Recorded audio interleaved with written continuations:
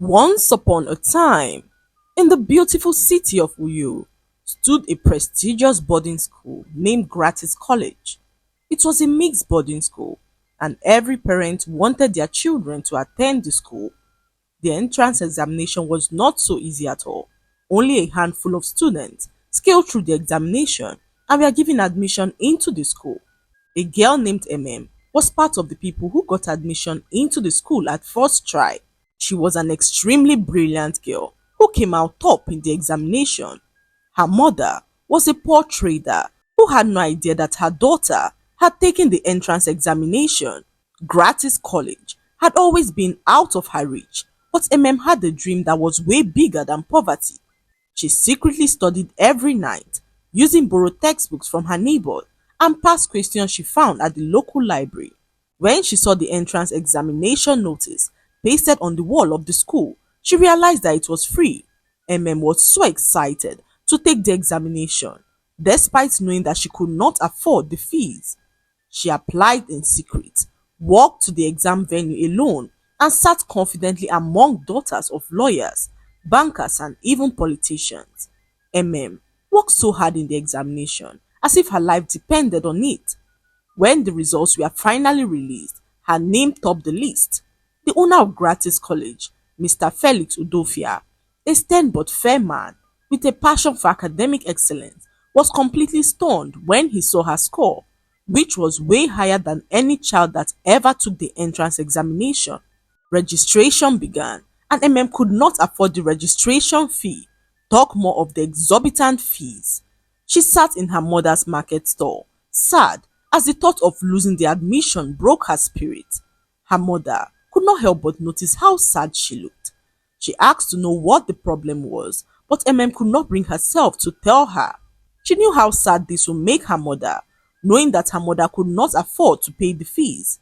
So she kept it to herself. As the date of the registration drew to an end, received the shocker of her life. Her mother returned from the market with the shocking news.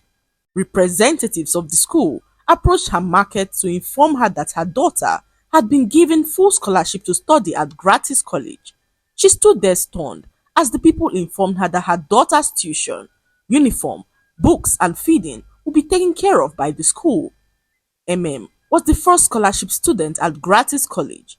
She could not believe her ears. She jumped up in excitement, anticipating the day that she would finally resume in her dream school. Her mother sat her down one night to tell her how proud she was of her. She advised to focus on her studies and be prayerful while she navigates this new chapter of her life. Broke down in tears at the thought of leaving her poor mother alone. On the day of resumption, she packed up her belongings into an old metal trunk that her uncle had patched together for her.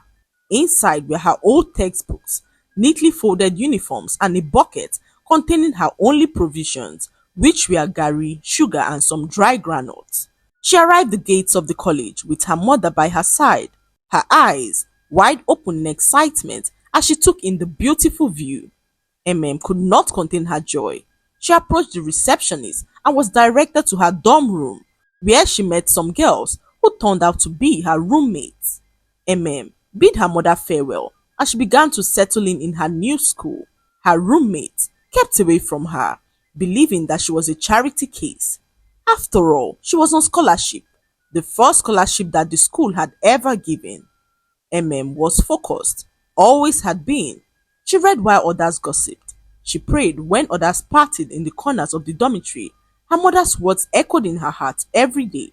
Let your silence speak through your success. But in a place like Gratis College, silence could be so dangerous too.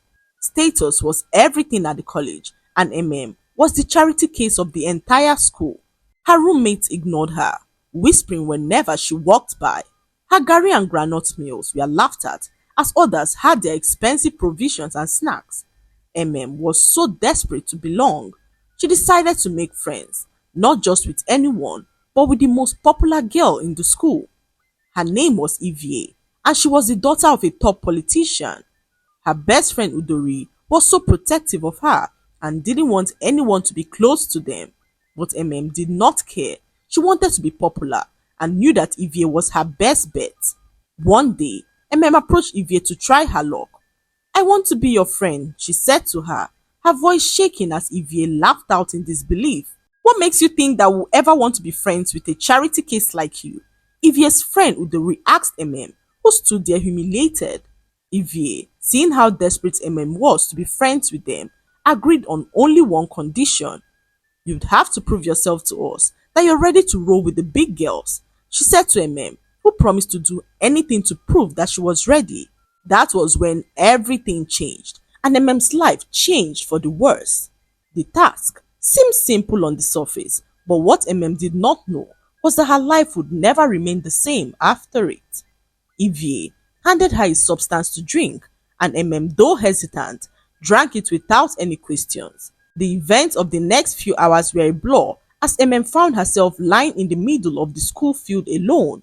It was 3 in the morning, and MM had no idea how she got there.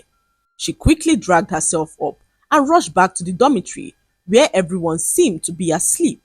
Confused and shaken, she climbed into her bed, wondering what could have happened. The next morning, MM woke up feeling so strange. She got to class and met Evie, who did not even spare her a glance. MM could not take her mind off what could have happened. Her head was so foggy and she still felt unusually weak. What did Evie give to her that evening, and what did it make her do? MM decided to confront Evie, but Evie pretended not to know what she was talking about. The more MM asked, the more Evie made her feel like she had lost it. Weeks passed, and MM still had no answers to her questions. She struggled through her classes, unable to concentrate, her hands trembling as she tried to write. Her classmates noticed how pale she looked, but no one said a word. After all, she was just the poor girl, lucky enough to be schooling among the children of the elite. To them, her struggles were not their concern. One evening, as the students trooped out of the cafeteria, MM fell to the ground unconscious. The students rushed her to the school clinic, where it was discovered that MM had ingested a harmful substance that had severely damaged her kidney. The school nurse looked at the lab results with horror, referring her to a specialist hospital where they believed her case could be handled. By the time MM was rushed to the hospital in Uyo, her condition had worsened. The doctors revealed that she had to undergo a kidney transplant. Without the transplant, they revealed that MM only had a few weeks to live. It's Evie. She gave me a substance to drink, MM said to her mother, who approached the school principal to lay a complaint. She narrated all that her daughter had said to her, and the principal informed her that her daughter was a troubled child. MM was a very troubled child, and we did our best to guide her, but unfortunately, the environment she came from had already shaped her decisions.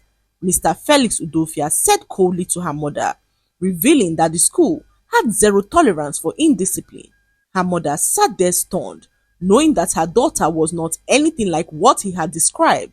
Are you saying that my daughter is at fault? She was poisoned, and the doctors are saying that she needs a kidney transplant, she said to Mr. Felix, who informed her that she would hear back from the school. In less than 24 hours, MM and her mother received a letter from the school stating that she had been expelled from Gratis College. The letter cited misconduct, dangerous behavior and violation of school ethics as its reason. It made no mention of Evie or any other student, pushing all the blame to MM, who they stated was from a disadvantaged background. The letter simply stated that the school had gone out of its way to support a child from a disadvantaged background, but children of this sort always have a way of bringing disrepute to the very hands that try to help them.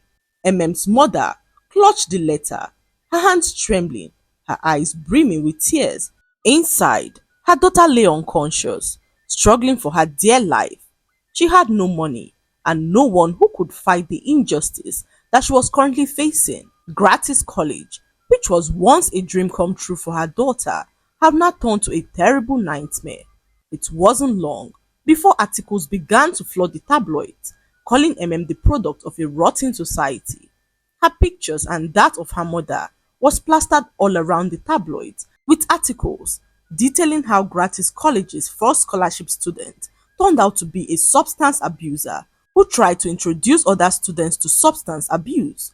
The school publicly scrapped the scholarship program indefinitely, citing MM's incident as the major reason. The news spread like wildfire, and every media outlet carried a version of the story that was twisted, manipulated, and carefully edited to protect the image of the school.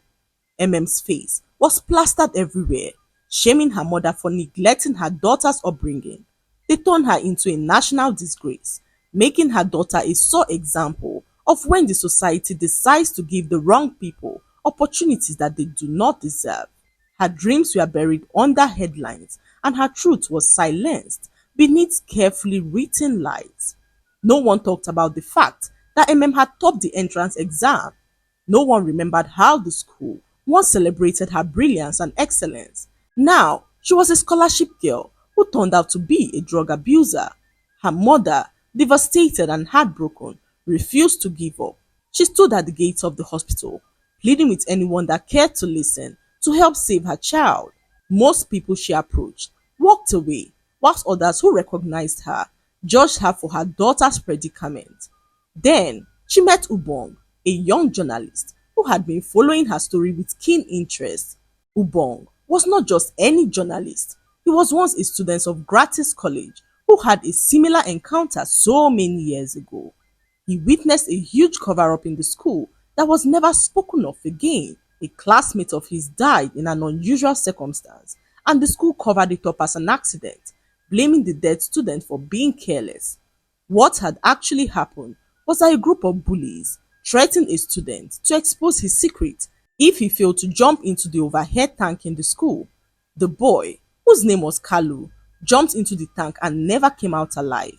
The students all dispersed, pretending not to know what had happened. Days passed, and Kalu remained in the school's tank until an anonymous report reached the owner of the school, who silently initiated a cleanup without alerting the authorities. When Kalu's parents were finally alerted, the school informed them of how rebellious their son was, stating that Kalu was such an impossible child. We tried to bring him under control, but all he does is go against the rules of the school, they said to his parents, who had no other option but to bury their son. No one ever spoke of the incident again, and the news didn't even make it to the media. So, when Ubong heard of all that happened to MM, he knew that history was repeating itself again, seeing how the media manipulated the story to paint MM as a villain, just like the school had once done to Kalu. This time, Ubong refused to be silent. He began a secret investigation and realized that the school was in search of a literature teacher. Ubong decided to apply for the role, and Mr. Felix was so happy to have a former student working in the school. Ubong began to work in the school. He was so handsome, and the girls in the school could not keep their eyes off him. They all had a crush on him and giggled whenever he walked past them. One day, Evie approached Ubong to ask for help.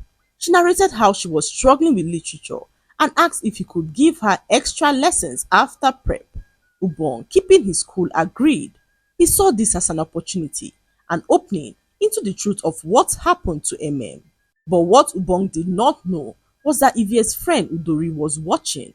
She had always admired Ubong from afar, ever since he joined the school. There was something different about him. The way he taught, the quiet fire in his eyes, and the way he treated each student with importance. He wasn't just another teacher. He was real, and Udori wanted to be seen by him. So when she saw Evie hovering around Ubong after prep, pretending to be struggling with literature, a subject that she had always excelled in, jealousy stirred inside her like poison. That night, Udori could not sleep. She tossed and turned in her bed, worried that Ubong would fall for her friend Evie. So, the next evening, she slipped a handwritten note into Ubong's drawer in the staff room, stating that Evie was not who he thought she was. Meet me behind the old laboratory after prep, and I'll tell you all about it. The note read, and Ubong could not hold back. Curious but filled with caution, Ubong showed up at the meeting point and met Udori, who stood in her school uniform, her arms folded, as she looked both nervous and relieved. I want to talk, she said quickly, before she could change her mind. I don't know why I'm doing this. Maybe because I want you to know the truth, or maybe because I'm tired of living with the guilt, or maybe it's because I like you and I want you to see that I'm not like her. Ubong did not speak. He just listened as Udori spilled everything. She confessed how Evie gave the drink that evening and how they all watched her from a distance, giggling as she staggered across the field, thinking it was just a silly prank. But it wasn't, Udori said, her voice shaking. It wasn't just a joke. We didn't know it would get that bad. Evie said it was a detox, something her cousin used to lose weight. I didn't question it. None of us did. But when collapsed and we saw her in the clinic, I knew something had gone terribly wrong.